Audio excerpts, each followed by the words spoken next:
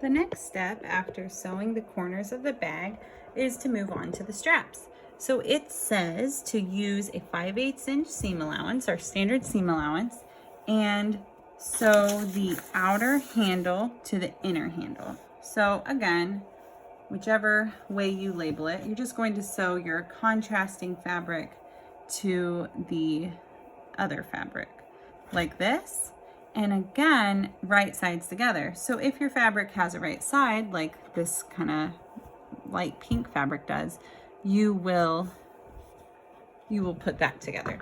So I'll start by pinning the end, then I'll move down to the other end, and if it helps, you kind of open it up and make sure it's laying perfectly even. And I'm going to pin, after I do the ends, it's kind of hard to see, the middle. And you can lay it flat and kind of find the middle just to make sure we are distributing all that fabric evenly and we won't have any bubbles. And I would say 5 or maybe a few more pins would be good. Again, when you do it, see, I thought I had it, but this is showing over here. Use your thumb and fingers to slide it so that it's lining up very evenly on the edges, so that you're not pulling too much from this side.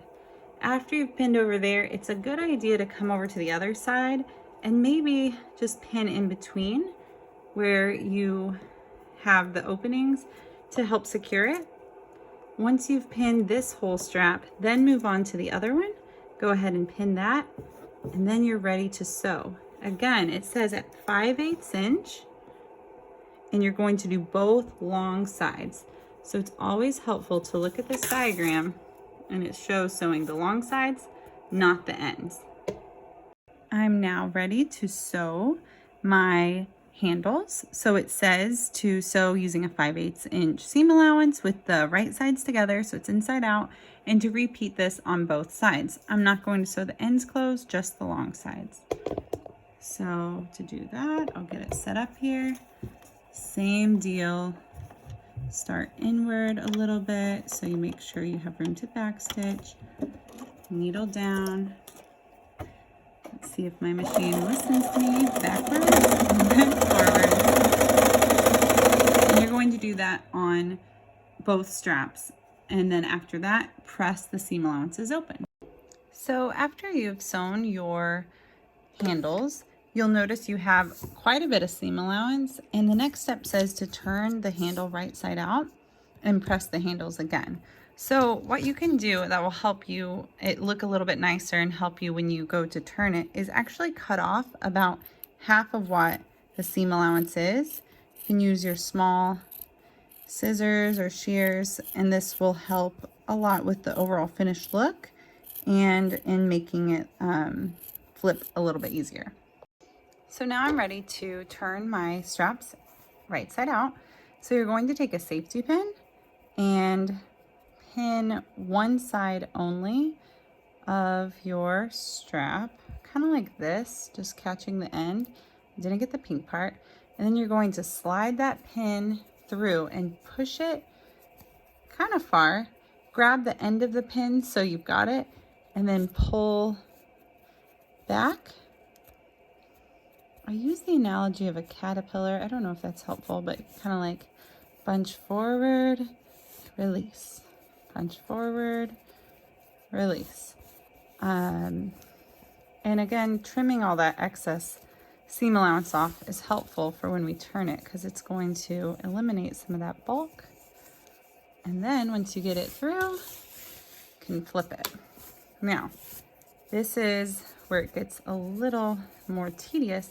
We want to keep it from rolling all over the place. So we have a light pink side, dark pink side. So the next step says to press it, and that's very important. You want to press it so it is this way, not all wonky and in between. So take time pressing it, and then we're going to stitch the edges so it stays in place. I'll show you that next.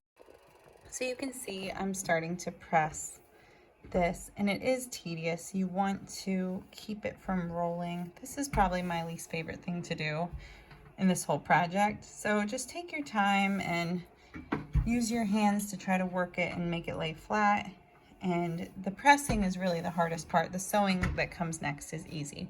What you don't want is for little things like this to show. You want to use your finger and thumb to push it over and to press it, and then same on this side. You don't want any of that other color showing.